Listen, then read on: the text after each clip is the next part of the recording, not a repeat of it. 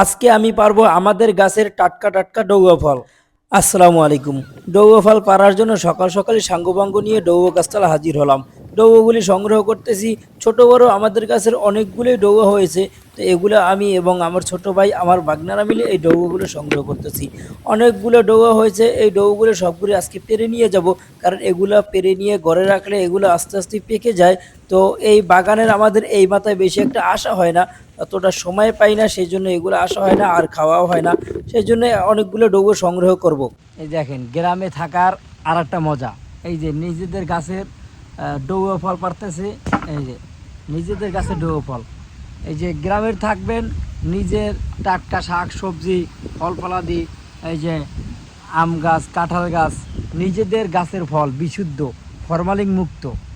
এটি আপনি দেশে যারা থাকে আসলে তারা এগুলা বিশুদ্ধ ফল খায়, কম হইলেও সেগুলা বিশুদ্ধ বিষমুক্ত, খুব মজা। এবং এগুলা আমাদের গাছের আসলে এটি ডৌয়া ফল। আমরা এই যে এগুলাকে ডৌয়া ফল বলে থাকি। আসলে আমাদের আঞ্চলিক ভাষায় এগুলাকে ডৌয়া ফল বলে।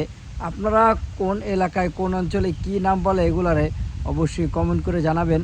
আর আমাদের অঞ্চলে এগুলাকে ডৌয়া ফল বলা হয়। আমাদের আসলে সব পদের ফলই আছে, যেমন ডৌয়া, আম, কাঁঠাল, তারপরে আপনার শরুফা, আতাফল, পেয়ারা, তারপর লকট, আমড়া, তারপর আরও আছে আপনার লিচু। আসলে আমাদের কম বেশি সকল ধরনের ফলই হয় আলহামদুলিল্লাহ। আমরা কম বেশি সকল ধরনের ফলই আমরা খাই। যে আজকে এখন ডৌয়া পাড়তে আসলাম। এখন ডৌয়াগুলা অনেকগুলোই পেকে গেছে, প্রায় ডৌয়ে পেকে গেছে। তো আমাদের এখানে আর একটু সমস্যা হলো, আমাদের এই যে উপর থেকে বিদ্যুতের লাইন যাওয়ার কারণে এই গাছগুলা প্রতি বছরই 2-3 বার করে এর মাথা কেটে দেয়। তা না হলে এগুলো আরও অনেক ফল হতো, এগুলো আরও অনেক ফল ধরতো। এগুলা এই বিদ্যুতের খুঁটি যাওয়ার কারণে এইখান থেকে আমাদের এই ফলের বাগানগুলা, আম গাছ, লিচু গাছ, কাঁঠাল গাছ, এগুলো আর কি ক্ষতিগ্রস্ত হয় প্রতি বছর।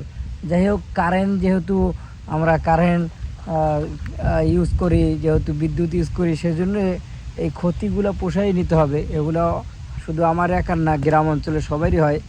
তো এ পর্যন্তই, সবাই ভালো থাকবেন, সুস্থ থাকবেন, আল্লাহ হাফিজ।